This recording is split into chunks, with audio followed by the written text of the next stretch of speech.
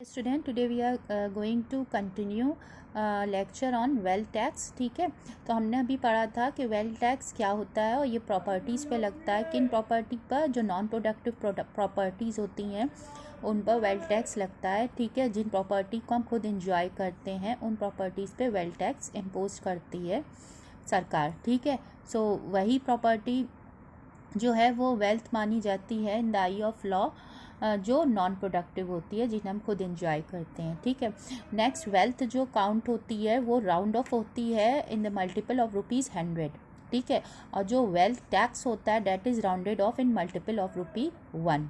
ठीक है, and valuation इसका हम देखेंगे। ठीक है, वैल्यूएशन हम जो होगा वेल्थ का, that is wealth is measured and valued as on valuation date. कौन सी वैल्यूएशन डेट होगी हम पढ़ चुके हैं, that is last day of the previous year, that is 31 मार्च।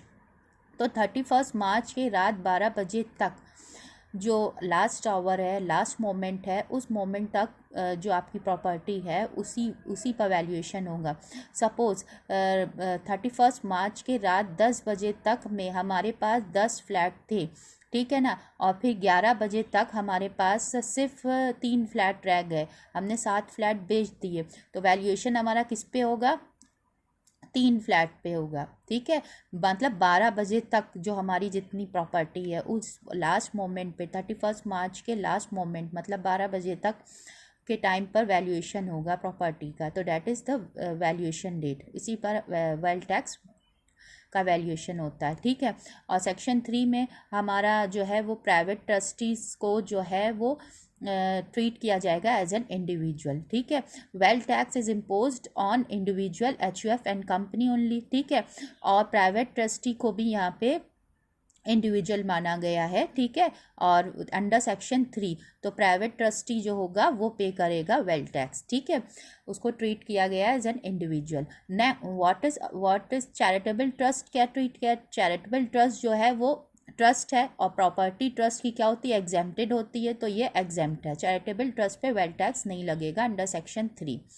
ठीक है, नाउ जब वेल्थ टैक्स का हम वैल्यूएशन करेंगे तो हम प्रॉपर्टी को वैल्यूट करेंगे, तो उसमें हमने पढ़ा हम एसेट लेते हैं, डीम एसेट्स लेते हैं। ठीक है, देन उसमें हम एग्जेम्पशन देते हैं अंडर सेक्शन 5। ठीक है, एग्जेम्पशंस को लेस करते हैं, डेप्स को लेस करते हैं। ठीक है, जो हमने डेप्स ली हैं, जो हमने बोरोइंग्स की हैं टू एक्वायर एंड एसेट्स, उनको हम माइनस करते हैं, तब हमारा नेट वेल्थ आता है। फिर हम उस पर बेसिक एग्जेम्पशन लिमिट है वो देते हैं जो है 30 लाख। फिर जो नेट वेल्थ आता है उस पर हम 1% से वेल्थ टैक्स इम्पोज करते हैं, और कोई भी सेस नहीं लगता है, नो सेस। ठीक है, नाउ जो हमारा जो ये है एसेट्स है, तो एसेट्स हमारे क्या क्या हैं वो हम देखेंगे। ठीक, तो यहाँ पे एसेट्स का मतलब क्या है? What is the meaning of an asset? ठीक है, एसेट मीन्स जो एसेट यहाँ इसमें माना गया है सेक्शन 2EA में, जिनको एसेट्स माना गया उन्हीं पर से वेल्थ टैक्स लगेगा। ठीक है, now house, first house assets क्या है? House, car, jewellery, aircraft, boat, याच। ठीक है, यहाँ पे वैसल और शिप को एसेट नहीं माना गया है। ठीक है, उस पर वेल्थ टैक्स नहीं है। देन हमारा है अर्बन लैंड, ठीक है, एंड कैश इन हैंड, इनको एसेट माना गया है और इन्हीं पर वेल्थ टैक्स इम्पोज होगा, लगेगा। ठीक है ना, नाउ फर्स्ट हम देखें house. House under section 2EA1 है। ठीक है ना, इसको इसी सीरीज से हम याद करें तो हमारे जो सेक्शन हैं वो हमें याद हो जाएंगे। जैसे हाउस सेक्शन 2EA1 पे है, कार 2EA2 पर है, ज्वेलरी 2EA3 पर है, एयरक्राफ्ट, बोट और याच 2EA4 पर है। ऐसी अर्बन लैंड सेक्शन 2EA5 पर है, कैश इन हैंड 2EA6 पर है। तो इसी सीरीज में हम इसको याद करेंगे तो हमें सेक्शन भी इजीली याद हो जाएंगे। ठीक है, नाउ हाउस, हाउस क्या क्या क्या है? हाउस को एसेट माना गया है। ठीक है, एंड इसमें वन थिंग मोर, हाउस में क्या क्या आएगा वो हम आगे डिटेल में पढ़ेंगे। ठीक है, house is an asset, asset है और उस पर वेल्थ टैक्स लगेगा। कार भी एसेट है, उस पर वेल्थ टैक्स लगेगा। ज्वेलरी पर भी लगेगा। कौन कौन सा इसमें आएंगे टर्म्स वो हम देखेंगे। ऐसी एयरक्राफ्ट, बोट, याच एंड अर्बन लैंड और कैश इन हैंड, इनको एसेट माना गया है और इसके अकॉर्डिंग इन पर वेल्थ टैक्स इम्पोज होगा। ठीक है, हाउस, हाउस में वन हाउस इज एग्जेम्प्टेड अपनी चॉइस पर। ठीक है, किसके लिए? इंडिविजुअल HUF के लिए, ठीक है, ध्यान रखना। अंडर सेक्शन 5 हाउस अपनी चॉइस पर इंडिविजुअल HUF जो है वो एग्जेम्पशन लेगा एक घर का, ठीक है ना। ये हाउस का एग्जेम्पशन लेने के बाद जो बचेगा उसके बाद जो होगी वो 30 लाख की एग्जेम्पशन लिमिट होगी, फिर उस पर हमारा 1% से वेल्थ टैक्स लगेगा, ठीक है। नाउ कार सेक्शन 2EA 2 में, ठीक है। ज्वेलरी 2EA 3, एयरक्राफ्ट, बोट, याच, इस पर भी वेल्थ टैक्स है 2EA 4 पर। वेसल्स और शिप को एसेट नहीं माना गया है। ऐसे अर्बन लैंड हो गया हमारा, कैश इन हैंड आ गया, ये भी हमारे एसेट्स हैं, एसेट की डेफिनेशन में है अंडर सेक्शन 2EA। नाउ जो भी हाउस यूज्ड हो रहा है बिजनेस के लिए वो एग्जेम्प्टेड है सारे एसएससी के लिए, फॉर ऑल एसएससीज, ठीक है। जो भी हाउस बिजनेस जिसमें हो रहा है उसको क्या माना गया है? दैट इज एग्जेम्प्टेड, ठीक है। और देन एग्जेम्प्ट है तो उस पर वेल्थ टैक्स नहीं लगेगा, ठीक है ना। हाउस अंडर सेक्शन 2EA 1 में आता है, ठीक है ना, सेक्शन के अंतर्गत, ठीक है। कि हाउस किसे माना गया है? जो लैंड है that is surrounded by wall से सराउंडेड है, वेदर हैविंग रूफ और नॉट, रूफ हो या ना हो, ठीक है, छत हो या ना हो, ठीक है। And any land appurtenant to it, मतलब उसके आगे का भी जो लैंड है वो भी सब माना जाएगा हाउस, ठीक है ना।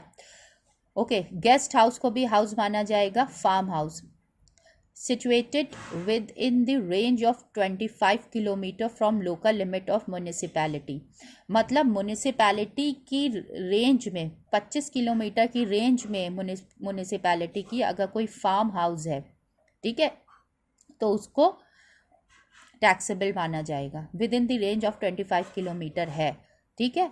Okay, farm house income tax में एग्जेम्प्टेड होता है, बट वेल्थ टैक्स में क्या है कि अगर म्यूनिसिपैलिटी के 25 किलोमीटर के रेंज में है, दायरे में है, तब तो टैक्सेबल है। लेकिन अगर 25 किलोमीटर के रेंज से बाहर है फार्म हाउस तो टैक्सेबल नहीं है, ठीक है। Following are not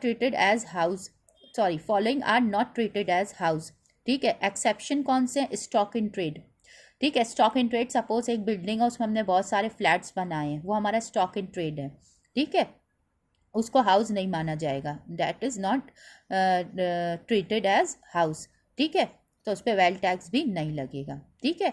okay, now next, house use for own business और प्रोफेशन, ठीक है, अपने बिजनेस या प्रोफेशन के लिए कोई हाउस यूज़ किया जा रहा है, ठीक है, तो उसको भी हाउस यहाँ पे नहीं माना जाएगा, उस पर भी वेल्थ टैक्स नहीं लगेगा। ये एक्सेप्शन है, इन पे वेल्थ टैक्स नहीं होगा।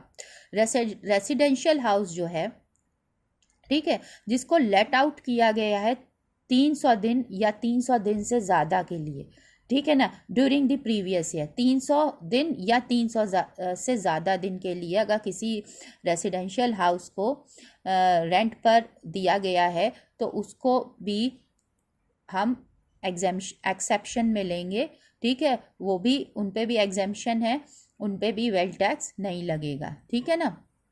ओके, वो हाउस की उसमें उनको हाउस ही नहीं ट्रीट किया जाएगा। हाउस नहीं ट्रीट किया जाएगा मींस एसेट के दायरे में नहीं है, एसेट के दायरे में नहीं है तो वेल्थ टैक्स भी नहीं है, ठीक है ना। कंपनी फॉर्म ऑफ एसएससी, ठीक है, company allotted a house to its low paid employee, अगर कंपनी ने अपने लो पेड एम्प्लॉय को कोई हाउस अलॉट किया गया, कंपनी ओनर होना चाहिए उस हाउस की जो उसने अलॉट किया है, ठीक है। लो पेड एम्प्लॉय को, लो पेड मतलब जिसकी एनुअल सैलरी, सालाना सैलरी क्या है, लेस देन 10 लाख रुपीज़ है, जिसकी एनुअल साल की सैलरी 10 लाख से कम है, उसको अगर कंपनी ने, जो कंपनी के नाम पे घर है वो अलॉट किया है अपने एम्प्लॉय को, तो उसको भी हाउस ट्रीट नहीं किया जाएगा, वो भी एसेट के दायरे में नहीं होगा और उस पर भी वेल्थ टैक्स नहीं लगेगा, वो भी एग्जेम्प्ट होगा ना। कमर्शियल एस्टेब्लिशमेंट, ठीक है, कमर्शियल एस्टेब्लिशमेंट क्या है, सपोज कोई मल्टी स्टोरी बिल्डिंग है, ठीक है, जिसमें हमारा मल्टी स्टोरी बिल्डिंग है, कमर्शियल है, ठीक है ना, वो हमने रेंट पे दिया है, ठीक है, ठीक है। स्टॉक इन ट्रेड नहीं है, हमारी कमर्शियल मल्टी स्टोरी बिल्डिंग है। ठीक है, या हम कहें हमारा कोई कमर्शियल कॉम्प्लेक्स है जिसमें हमारी बहुत सारी दुकानें हैं। ठीक है, उसके हम ओनर हैं। ठीक है, हमारा वो कॉम्प्लेक्स है, हमारी उसमें बहुत सारी क्या है शॉप्स हैं। ठीक है, तो वो सारी शॉप्स जो हैं, जो पूरा कॉम्प्लेक्स जो होगा वो एग्जेम्प्ट होगा, उसको हाउस नहीं माना गया है, उसको एसेट नहीं माना गया है, तो उस पर वेल्थ टैक्स नहीं लगेगा। इंडिविजुअली तो वो टैक्सेबल होंगी, लेकिन पूरा कॉम्प्लेक्स टैक्सेबल नहीं होगा। ठीक है ना। ओके, नाउ यहाँ पे जो हमने कंपनी फॉर्म ऑफ एसएससी पढ़ा, अगर कंपनी ने अपने एम्प्लॉय को कोई घर दिया है, हाउस दिया है, तो वो that is low paid employee को। ठीक है, तो वो हाउस में नहीं आएगा। ठीक है, that is not treated as house, तो उस पर वेल्थ टैक्स भी नहीं लगेगा, एग्जेम्प्ट होगा। ठीक है, लो पेड एम्प्लॉय होना चाहिए और वो घर कंपनी ने खुद ओन किया हो। ठीक है, लेकिन अगर फर्म यहाँ पे अपने एम्प्लॉय को कोई हाउस देती है तो डेट इज़ ऑलवेज टैक्सेबल।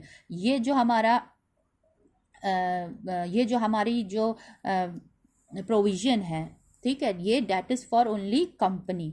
ठीक है, ये फर्म के लिए नहीं है। फर्म अगर अपने एम्प्लॉय को कोई हाउस देती है, ठीक है, free rent free accommodation house देती है, तो that is always taxable no matter what salaries. ठीक है, वो ऑलवेज टैक्सेबल होगा।